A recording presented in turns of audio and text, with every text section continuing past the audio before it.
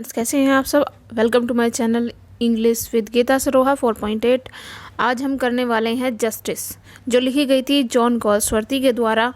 और ये आपके टीजीटी, पीजीटी या जो भी आप इंग्लिश लिटरेचर से संबंधित किसी भी पेपर को दे रहे हो, चाहे वो डीएसएसबी हो, केवीएस हो, उस सभी में ये आपके बहुत हेल्पफुल होने वाला है। ठीक है। और आज हम करने वाले हैं जस्टिस, जो आया था 1910 में। तो इसकी थोड़ी सी जो हाईलाइट है वो हम देख लेते हैं। और उससे पहले अगर आपने चैनल सब्सक्राइब नहीं किया तो सब्सक्राइब करें, बेल आइकन को दबाइए और साथ ही साथ इस वीडियो को ज़्यादा से ज़्यादा शेयर कीजिए ताकि आपके दोस्तों को ये वीडियो मिल सके और वो इसका लाभ उठा सके। तो कॉपी पेन से लेकर बैठ जाइए। जो इम्पोर्टेंट वर्क होगा या फिर इम्पोर्टेंट कोई पॉइंट होगा, कैरेक्टर्स जो होंगे वे अपने नोट कर लीजिए, क्योंकि ज़्यादातर क्वेश्चन जो आता है वो या तो स्टोरी में से आता है या कैरेक्टर्स से आता है कि कैरेक्टर किस में है, अगर हम जॉन गॉल्सवर्दी की बात करें। और थर्ड आता है इनकी कोटेशंस के बारे में। तो ये तीनों चीज़ अगर आपकी तैयार है तो आप इस चीज़ के लिए पूरी तरह तैयार हैं। तो आज हम करने वाले हैं इनके कैरेक्टर्स, और हिंदी में मैं आपको इसकी नरेशन कराऊंगी बहुत ईजी तरीके से। और उसके बाद में जो कोटेशन होगी उसके लिए हम सेकंड पार्ट बनाएंगे। तो चलते हैं आज की वीडियो पर, बात करते हैं जस्टिस की। तो जो जस्टिस है वो ब्रिटेन की न्याय व्यवस्था के बारे में बताता है कि उस दौरान 1910 का जो पीरियड था उस दौरान कैसी न्याय व्यवस्था थी, वहाँ पर जो पुअर और रिच के लिए किस तरह की न्याय व्यवस्था थी। तो इसी को आज हम डिस्कस करने वाले हैं। एक छोटा सा पैराग्राफ इसमें मैं हाईलाइट कर रही हूँ कि इसका जो बेस है वो क्या है। ब्रिटेन की न्याय व्यवस्था इतनी करप्ट थी कि लगता था कि पुअर के लिए अलग और रिच के लिए अलग न्याय व्यवस्था है। इस प्ले की इम्पोर्टेंस उस समय काफ़ी ज़्यादा थी। खुद ब्रिटेन के प्रधानमंत्री विंस्टन चर्चिल इस प्ले की शुरुआती दौर में देखने के लिए ड्यूक ऑफ यॉर्क थिएटर गए थे। देखिए ये वाली जो मतलब बात है, इस चीज़ को आप नोट कर लीजिए कि एक बार ये क्वेश्चन आया भी हुआ है कि ब्रिटेन के प्रधानमंत्री किस प्ले को देखने गए थे। तो देखिए ब्रिटेन के जो प्रधानमंत्री थे उनका नाम था विंस्टन चर्चिल। तो कौन से प्रधानमंत्री थे? Winston Churchill. इस चीज़ को नोट कर लीजिए। और प्ले को देखने के लिए वो कहाँ गए थे? तो एक थिएटर का नाम था Duke of York's theatre. Duke of York's theatre में गए थे। ये चीज़ आप नोट करें। इसकी इम्पोर्टेंस इतनी ज़्यादा थी कि इंडियन राइटर जो मुंशी प्रेमचंद थे, मुंशी प्रेमचंद ने इससे प्रेरित होकर एक नाटक लिखा था। देखिए ये क्वेश्चन भी आ सकता है कि जो गॉल्सवर्दी हैं उनके जस्टिस से प्रेरित होकर मुंशी प्रेमचंद ने कौन सा नाटक लिखा था। तो जो वो नाटक था उसका नाम था न्याय। ठीक है, इस चीज़ को भी नोट कर ले। दूसरी बात, जस्टिस कहानी है एक ऐसे नौजवान की जो 23 साल की उम्र में एक अपराध करके न्याय व्यवस्था में फंस कर रह जाता है। तो आपसे ये भी पूछा जा सकता है जो इसका नौजवान है जिसका नाम फॉस्टस है, उसका नाम है फोल्डर, विलियम फोल्डर, कि फोल्डर जो है उसकी उम्र कितनी है, विलियम फोल्डर की उम्र कितनी है। तो इसके बारे में आपको पता होना चाहिए कि उनकी उम्र 23 साल है। ये क्वेश्चन पूछा गया है। ठीक है, ये जो चीज़ें मैं आपके लेकर आ रही हूँ, इस पैराग्राफ से 3 क्वेश्चन उठे हैं और तीनों चीज़ों को आप नोट कर ले। और कहाँ की न्याय व्यवस्था के बारे में है? ब्रिटेन की न्याय व्यवस्था के बारे में। ये भी आपको पता होना चाहिए कि ब्रिटेन की न्याय व्यवस्था के बारे में ये बात करते हैं। चलते हैं आगे। अब हम करने वाले हैं इसके कैरेक्टर्स की अगर बात करें तो इसके कैरेक्टर बहुत इंपॉर्टेंट है और काफ़ी ज़्यादा है। तो आप उन्हें लिख ले ताकि वो आपको याद रहे। मैंने माइनर से लगाकर मेजर कैरेक्टर तक सभी मैंने इसमें जो है आपके ऐड करने की कोशिश करी है। सभी चीज़ें आपके सामने हैं, इन चीज़ों को नोट कर ले। तो आज हम करने वाले हैं जस्टिस के कैरेक्टर्स के बारे में और उसके नरेशन के बारे में। तो कैरेक्टर्स को आप लिख लीजिए। ये प्ले आया था आपका 1910 में। दूसरी कैरेक्टर की बात करें तो इनमें कैरेक्टर है जेम्स हाउ, ये एक सॉलिसिटर है। वाल्टर हाउ उनके अंडर काम करते हैं। नेक्स्ट आता है आपका रॉबर्ट कॉक्सन, ये एक मैनेजिंग क्लर्क है। और जो विक्टिम है इसमें वो है विलियम फोल्डर, ये एक जूनियर क्लर्क है। कौन है? आपसे पूछा जा सकता है कि जूनियर क्लर्क कौन है।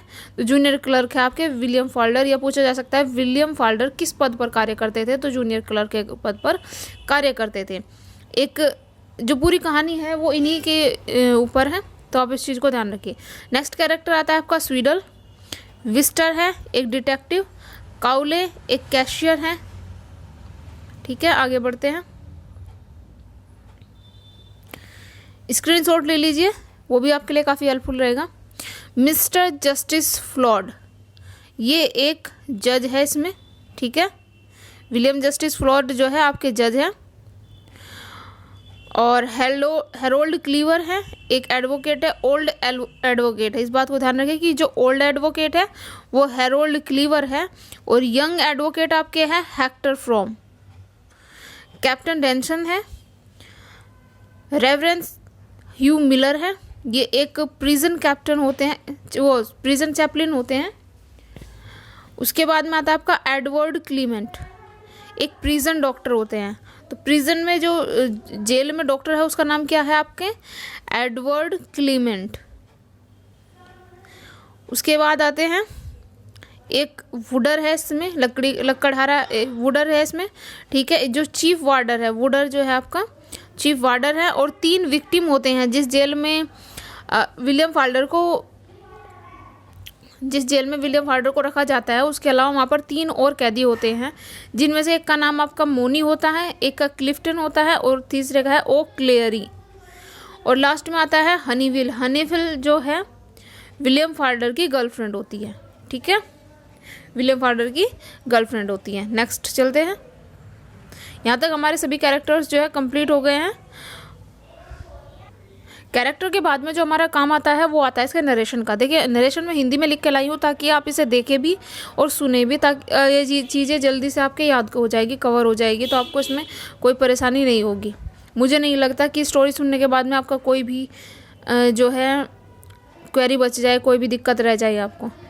तो कहानी शुरू होती है जेम्स हाउ और वाल्टर हाउ के ऑफिस से। तो कहाँ से शुरू होती है, James how and Walter how के ऑफिस से। कई बार ये क्वेश्चन पूछ लिया जाता है। ये दोनों शहर के जाने माने सॉलिसिटर्स हैं। जेम्स हाउ को पता चलता है कि जो चेक उन्होंने जारी किया था उस चेक में लिखी रकम को 9 पाउंड से 90 पाउंड कर दिया गया है और उस चेक को कैश करा लिया गया है। जब जेम्स हाउ अपने बेटे वाल्टर हाउ से इसके बारे में पूछते हैं तो वाल्टर बताता है कि उसने जो चेक है वो कॉक्सन को दिया था। कॉक्सन कौन है, senior clerk. Robert Coxon managing की पोस्ट पर है। कॉक्सन पूछने पर बताता है कि उसने चेक डेविस को दिया था जो जूनियर क्लर्क है, वो ऑस्ट्रेलिया गया था, सभी को लगा विदेश जाने के लिए उसी ने ये काम किया है। बैंक के कैशियर कावलो को बुलाया गया तो उसने विलियम फाल्डर के नाम के जूनियर क्लर्क को पहचानते हुए बताया कि विलियम फाल्डर को ही ने ही चेक को कैश कराया था। जब कैशियर को बुलाया जाता है, बैंक के जो कैशियर होता है, तो उसे कहा जाता है कि ये चेक किसने कैश कराया था, तो वो विलियम फाल्डर का नाम दे देता है। जब फाल्डर से पूछा जाता है तो वह अपना गुनाह कबूल करते हुए बताता है कि वह रूथ हनीवेल नाम की एक लड़की से प्यार करता है जिसका पति शराब के नशे में उसको मारता है, उसका सेक्सुअली और सोशली हैरेसमेंट करता है। उसका प्लान था कि इन पैसों से वह रूथ के साथ में अमेरिका भाग जाएगा। जैसा कि रूथ से वादा किया था उसने, वह उसे एक अच्छा जीवन देने का प्रयास करेगा और उसके पति से उसके निर्दयी व्यवहार से उसे बचाएगा। एक बार रूथ के पति ने रूथ को शराब के नशे में जान से मारने की कोशिश भी की थी, ठीक है। तो रूथ को जान से मारने की कोशिश किसने की थी, रूथ के पति ने। और पैसे किसने चुराए थे, पैसे का जो अमाउंट था 9 से जो 90 पाउंड कर दिया गया था वो किसने किया था, फाल्डर ने। कैश को चेक किसने, जो चेक था वो किसने बैंक से लिया था, वो कराया था विलियम फाल्डर ने, ठीक है। तो उन्होंने इन चीज़ों को, छोटी छोटी जो बातें हैं, इन चीज़ों को आप याद करते चले। तब फोल्डर के पास जब उसको जान से मारने की कोशिश करता है उसका पति, तो वो क्या करते हैं, वो भागकर फोल्डर के पास आ गई थी। तब से ही फोल्डर ने रूथ को के साथ उसे भगाकर अमेरिका ले जाने का प्लान बनाया था। तो कहाँ जाने का प्लान बनाया था, अमेरिका, ठीक है। चीज़ों को नोट करते चले, अमेरिका जाने का प्लान बनाया था। वाल्टर हाउ अपने पिता से विनती करता है कि वो फाल्डर को छोड़ दे, मगर James how low respecting and high valued person थे, वो फाल्डर को पुलिस को सौंप देता है। फाल्डर उसे पैसे वापस लौटाने को भी कहता है, मगर जेम्स एक भी बात नहीं सुनते। जेम्स को कौन है, जेम्स की वो एक भी बात नहीं सुनते। कौन नहीं सुनते, वाल्टर हाउ की कोई बात वे नहीं सुनते हैं और जेम्स जो है पुलिस को उसे सौंप देता है। आगे बढ़ते हैं एक्ट सेकंड की तरफ। ये जो एक्ट सेकंड है वो आपका दिखाया जाता है कोर्ट रूम में। 23 साल का नौजवान फाल्डर एक कटघरे में खड़ा है जो सोशली वीक है। सोशली वीक किस लिए है? क्योंकि वो एक जूनियर क्लर्क के रूप में काम करता है, उसके पास पैसे कम हैं, तो इसीलिए उसके पास उसका सोशल बैकग्राउंड भी कम है। सामने जो व्यक्ति है जेम्स हाउ है, वॉल्टर हाउ है, वो एक जाने माने सॉलिसिटर्स है, तो उनका जो सोशल बैकग्राउंड है वो काफ़ी हाई है। रुथ हनीवेल उसकी जान, उसकी प्रेमिका कोर्ट रूम में प्रेम से भरी होकर बेचैन है, वह फाल्डर को बचा पाएगी या नहीं। अब रुथ हनीवेल क्या है, वो परेशान है कि पता नहीं मैं फाल्डर को बचा पाऊंगी या नहीं। अब फाल्डर का जो केस लड़ रहे हैं उस लॉयर का नाम है हेक्टर फ्रॉम। इस बात को ध्यान रखिए, जो फाल्डर का केस लड़ रहे हैं उनका नाम है हेक्टर फ्रॉम, जो एक नौजवान है। इनकी सोशल फिलोसफी के ऊपर ही गई है। एक्ट की जान है, मतलब इन्होंने एक स्पीच कही थी सोशल फिलोसफी के ऊपर, एक इनकी स्पीच है और वो काफ़ी पूछी जाती है। वही इस एक्ट सेकंड की जान भी है। वो स्पीच मैं आपके कोटेशन में लिखवा दूंगी, ठीक है? जब आपको कोटेशन कराऊंगी वो स्पीच मैं लिखवा दूंगी। उसके बारे में काफ़ी बार कई तरह से पूछा भी गया है, ठीक है? No one will touch him, never again he is safe with gentle Jesus. ये वो जो है कोटेशन है। लॉयर फ्रॉम फाल्डर को बचाने के लिए एक से बढ़कर एक दलीलें पेश करता है। फ्रॉम इस बात को नहीं नकारते कि फाल्डर ने चेक के साथ छेड़छाड़ की है, बल्कि वो इल्ज़ाम समाज में फैली बुराइयों से करते हैं। वो फाल्डर की मनोदशा और दुर्दशा के लिए समाज को दोषी ठहराते हैं, क्योंकि वो समझते हैं कि फाल्डर सही है। वो एक लड़की को उसके जो पति है जो उसको परेशान करता है, उसका शोषण करता है, उससे बचाने की कोशिश कर रहा है, उसे सही जीवन देने की कोशिश कर रहा है, और उसके लिए उसने जो अपराध किया है वो गलत आप नहीं ठहरा सकते। हाँ, उसने गलती की है, लेकिन उसका गुनाह इतना बड़ा नहीं है जितना कि रुथ हनीवेल के पति का। तो ऐसे में उसको क्या है, वो कहते हैं कि वो समाज का विक्टिम है। नेक्स्ट होता है लॉयर फ्रॉम, जो होते हैं वो दलील पेश करते हुए कहते हैं कि किसी भी अपराधी के पीछे उसका सामाजिक जीवन दोषी होता है, वही सामाजिक जीवन उसके अपराध को जिंदा रख करता है। फ्रॉम फाल्डर को एक दूसरा रूप दिखाने की कोशिश करते हैं। फाल्डर का एक दूसरा रूप दिखाने की कोशिश करते हैं कि एक औरत पर उसके पति द्वारा हो रहे अत्याचार को देख रहा था। उस औरत को वह बहुत प्यार करता है। उस औरत के पति ने शराब के नशे में उसे जान से मारने की कोशिश भी की। जब वह फाल्डर के पास भाग कर गई तो उसे बचाने के लिए उसने इस अपराध को जन्म दिया, या ये अपराध उसने किया। किस लिए किया? एक लड़की की जान बचाने के लिए। लॉयर फ्रॉम फाल्डर द्वारा किए गए अपराध को इमोशन में किया गया अपराध बताते हैं। क्या बताते हैं? इमोशन में किया गया अपराध, ठीक है? लेकिन शहर के जाने माने वकील हैरोल्ड क्लीवर, जाने माने वकील कौन है? सेकंड वकील कौन है? हैरोल्ड क्लीवर, जो काफ़ी उम्र के थे, अपनी दलीलों से जस्टिस फ्लॉड को सजा देने को मजबूर कर देते हैं। जब justice flawed lawyer Hector from की दलीलों को नकारते हुए फाल्डर को पैसों का गबन तथा एक शादीशुदा औरत के साथ जुर्म में 3 साल की सजा सुनाते हैं, तो उसको कितने समय की सज़ा हुई थी? 3 साल की सज़ा हुई थी। ये चीज़ें आप नोट करें। नेक्स्ट आता है, एक गरीब फाल्डर और रुथ की दलीलें अमीर सोसाइटी के कानों तक नहीं पहुंचती। ब्रिटेन की न्याय व्यवस्था रुथ के अमीर पति का उसके शोषण करने के जुर्म में सजा देने की जगह एक गरीब फाल्डर को सजा देती है, जबकि फाल्डर चुराए गए पैसे लौटा देता है। अपने जुर्म करने की वजह भी वह नोबल बताता है।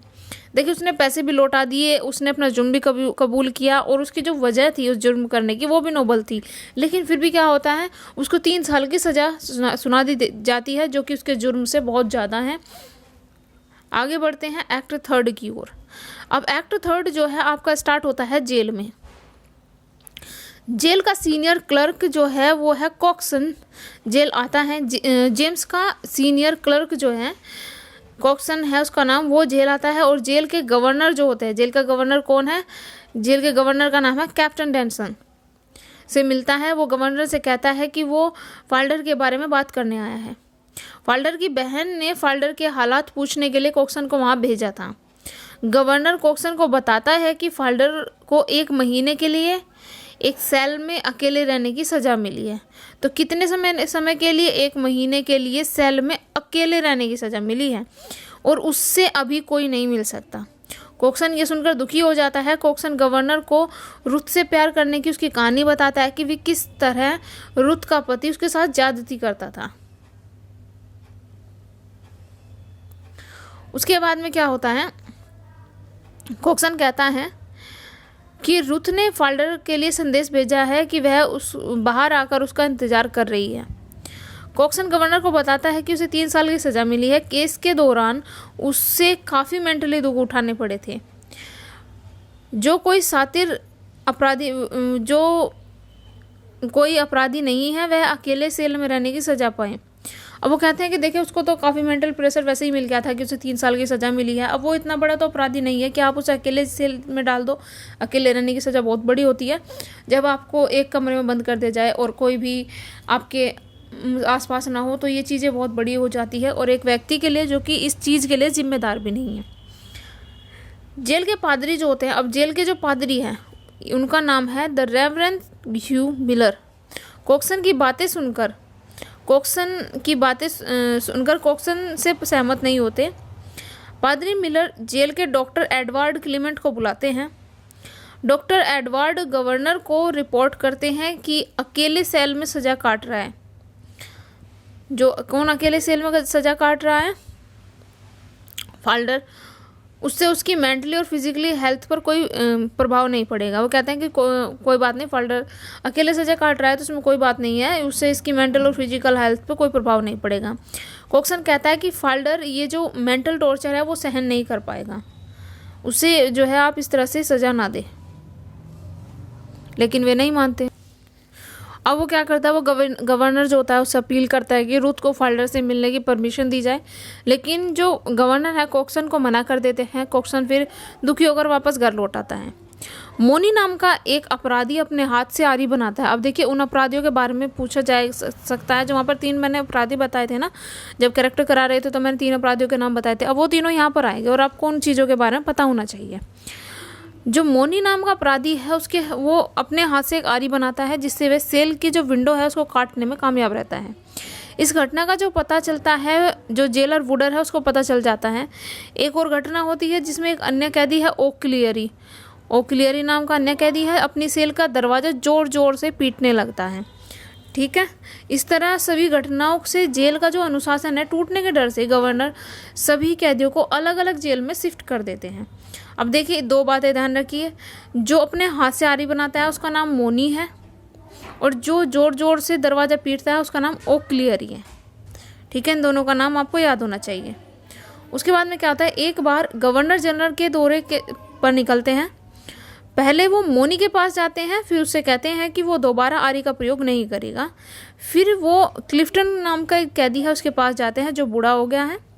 ठीक है, दूसरा कैदी क्या नाम है, उसका नाम है क्लिफ्टन, जो बूढ़ा हो गया है। वो गवर्नर से कहता है कि उसे इस सेल में नींद नहीं आती। तो उसकी क्या समस्या है क्लिफ्टन की समस्या यह है कि उसे नींद नहीं आती।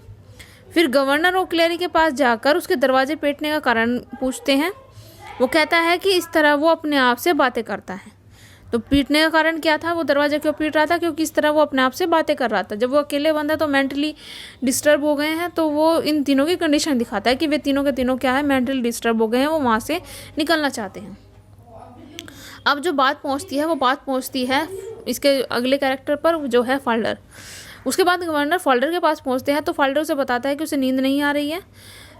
ठीक है, और ये समस्या किसको थी, ये क्लिफ्टन को भी यही समस्या थी कि उसे नींद नहीं आ रही है। क्लिफ्टन और फाल्डर को एक ही समस्या होती है। वह गवर्नर उसे सलाह देता है कि वह बाहर के जीवन की आदत छोड़ जेल में रहने की आदत डाल ले। गवर्नर डॉक्टर एडवर्ड क्लीमेंट को फाल्डर की जांच करने के लिए कहता है। डॉक्टर क्लीमेंट गवर्नर को बताते हैं कि फाल्डर बस नर्वस है और उसे कोई समस्या नहीं है। फाल्डर खुद को पिंजरे में बंद जानवर समझता है जिससे वह बाहर के शोर की एक आवाज़ भी नहीं आती। उसे क्या है, इतना मतलब वो शांत है वहाँ पर जो माहौल है कि उसे जरा सी भी कहीं से शोर की आवाज़ नहीं आ रही है। अब देखिए जो फोर्थ इसका एक्टर फोर्थ होता है वो शुरू होता है इसका कोक्सन के रूम में। ठीक है। और 2 साल बाद, ये एक 4 एक्ट प्ले है, और 4 एक्ट प्ले के साथ में देखिए जो उसका 4th एक्ट है, इसका 3rd और 4th के बीच में जो डिफरेंस है वो पूरा 2 साल का है। 2 साल का गैप दिखाया जाता है। 2 साल के गैप के बाद में जो प्ले होता है वो रोल कहाँ पर प्ले हो रहा है, कॉक्सन के रूम में। जैसा कि हम सब जानते हैं कि फाल्डर को 3 साल की सज़ा हुई थी, लेकिन उसे 2 साल पर इस शर्त पर छोड़ दिया जाता है कि हर हफ्ते डिटेक्टिव के पास जाकर रिपोर्ट करना होगा। फाल्डर को एक जॉब भी मिल गई थी। वहाँ के लोगों ने उसे ताने थे उनसे तंग आकर वो 3 हफ्ते में जॉब छोड़ देता है। ये सारी बातें कॉक्सन को रुथ बता रही थी, जो उसके ऑफिस में उनसे मिलने आई थी। अब कॉक्सन क्या करता है, कॉक्सन रुथ से पूछता है कि वो कैसे उसकी मदद कर सकता है। रुथ कहती है कि उसकी कमाई इतनी नहीं है कि 2 बच्चों को पाल सके। क्या आप फाल्डर को दोबारा नौकरी दे सकते हैं? कॉक्सन रुथ से कोई वादा तो नहीं करता, परंतु कहता है कि सॉलिसिटर जेम्स हाउ और वाल्टर हाउ से बात करने का आश्वासन देता है। कुछ दिन बाद कॉक्सन और फाल्डर की मुलाकात होती है। कॉक्सन बताता है कि उसने सॉलिसिटर से तुम्हें नौकरी दिलाने का मन बनाया है। उसके बाद में वो कहता है कि फाल्डर कॉक्सन को अपनी ज़िंदगी की कठिनाइयों के बारे में बताता है कि समाज में कैसे उसको जीने नहीं दे रहा। वो जहाँ भी नौकरी करने जाता है वहाँ उसके पास्ट को लेकर बदतमीजी की जाती है कि उसके एक शादीशुदा औरत से संबंध थे और वो चोर है। तो इस तरह की जो है उसे मेंटली डिस्टर्ब किया जाता है, ताने कसे जाते हैं, जिससे वो समाज में रह नहीं पा रहा है, कोई भी जो वो नहीं कर पा रहा है। जेल से निकलने के बाद में उसकी जो सज़ा है वो ख़त्म नहीं हुई है। कॉक्सन जेम्स हाउ और वाल्टर हाउ से मिलता है और उनसे बात करता है कि वे उसे दोबारा नौकरी दे दें। सीनियर जेम्स हाउ नहीं चाहते कि एक अपराधी को नौकरी दी जाए, लेकिन जूनियर वाल्टर हाउ चाहते हैं कि जेम्स की मदद की जाए। जेम्स फिर कॉक्सन से कहता है कि वो फाल्डर को नौकरी दे सकते हैं, लेकिन उसे शर्तों को मानना पड़ेगा। अब वो शर्त क्या थी? पहली शर्त ये थी कि उसे ये भूलना होगा कि उसके साथ गलत हुआ है। देखिए उसके साथ गलत हुआ, लेकिन फिर भी यहाँ पर भी उसे मेंटल डिस्टर्ब किया जा रहा है, यहाँ पर भी उसका शोषण किया जा रहा है कि उसके साथ गलत हुआ, ये चीज़ उसे भूलनी होगी। उसे अन्याय के साथ जेल भेजा गया। ठीक है। अब दूसरा क्या है? दूसरा जो वो डिमांड करते हैं वो ये करते हैं कि रुथ हनीवेल के साथ रहना छोड़ना होगा, उसे रुथ को छोड़ना होगा। जेम्स को लगता है कि उसके फार्म में एक ऐसा आदमी काम नहीं कर सकता जो मोरली स्ट्रॉन्ग ना हो, क्योंकि उस दौरान क्या था, जो शादीशुदा औरत के कहीं और संबंध है या फिर किसी व्यक्ति के शादीशुदा औरत से संबंध है, इसको समाज में गलत ठहराया जाता था और पूरी तरह नकार दिया जाता था उन व्यक्तियों को जो इससे संबंधित होते थे। तो इसको मोरली उनको स्ट्रॉन्ग नहीं माना जाता था। तो यही बात यहाँ पर है, जेम्स के चाहता है कि उसके यहाँ एक ऐसा व्यक्ति कार्य ना करे जो मोरली स्ट्रॉन्ग ना हो। उसके बाद में क्या होता है, यानी उसे कहीं बाहर अफेयर चल रहा हो, क्योंकि उस समय शादीशुदा औरत के साथ संबंध या अफेयर नैतिक तौर पर गलत माना जाता था, ये सामाजिक तौर पर गलत था। फाल्डर अगर रुथ को छोड़ता है तो वह ऑफिस आ सकता है।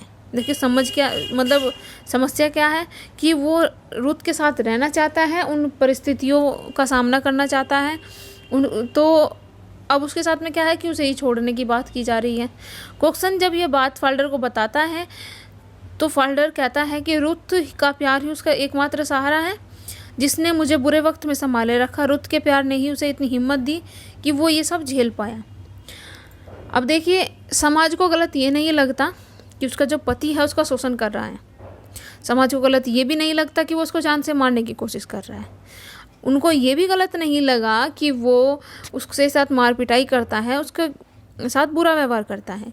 लेकिन समाज को ये गलत लगता है कि उस औरत को सही जिंदगी देने की कोशिश कोई और व्यक्ति कर रहा है जो उसका पति नहीं है।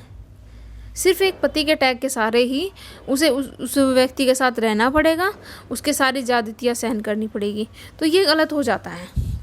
तो अब फाल्डर के साथ में क्या दिक्कत है? फाल्डर उसे सही जीवन देना तो चाहता है, लेकिन समाज का जो वैल्यू है, वो समाज की जो नियम है, या फिर ये कहें कि जहाँ भी वो नौकरी करने जाता है तो वहाँ पर उसे दबाया जाता है। तो ये चीज़ें उसे मेंटली डिस्टर्ब कर रही है। कुछ तो वो डिस्टर्ब 2 साल की सज़ा काट कर आ चुका है, लेकिन अब क्या है कि उसकी सज़ा पूरी ख़त्म नहीं हुई है, उसे सारा जीवन इन्हीं चीज़ों से गुजरना होगा। अब देखते हैं आगे क्या होता है।